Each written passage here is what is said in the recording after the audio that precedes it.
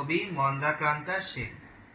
বসন্তকাল আসলে পরে গাছগাছালির মজা, সবাই মিলে উড়িয়ে দিল কিশলয়ের ধ্বজা। সেজে গুজে চলল সবাই উৎসবে যোগ দিতে, শিমুল পলা সবার মাথায় টুকটুকে লাল ফিতে। কৃষ্ণচূড়ার আগুন রঙে ওড়না চুড়িদার, রাধা চূড়ার মতো নাচে স্বর্ণচুড়ি কার। জারুল পারুল ভাই বোনেতে করছে কি হাঙ্গামা, ওদের চেঁচাই গোলাপি আর বেগুনি রঙের জামা। আলোক সজ্জা নইলে কি আর এমন শোভা খোলে, অমল দাসের টালের সোনায় ঝাড় লন্ঠন ঝোলে। মুখ লুকিয়ে শুকিয়েছিল মাদার গাছের ডাল, দক্ষিণ হাওয়ার খবর পেয়ে সাজলো লালে লাল।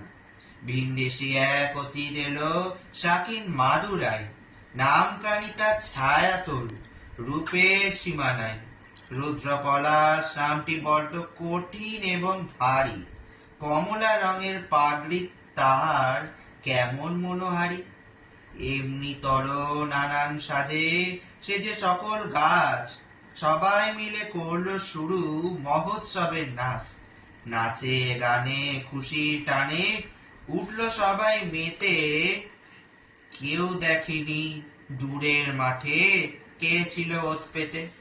হিংসুটে এক কাল বসে কি হঠাৎ এলো তেরে, ছাপিয়ে পড়ে গাছগাছালির শয্যা নিল কেড়ে। ফেললো চিরির নতুন জামা, ছাকিয়ে দিল চুল, পথের ধুলোয় লুটিয়ে দিল সদ্য ফোটা ফুল।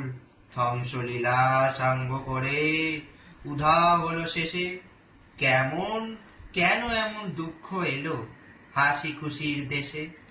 আসলে কি এমনি করেই জীবন দ্বারা বয়, সুখের ভীষণ কাছেই থাকে দুঃখ পাওয়ার ভয়।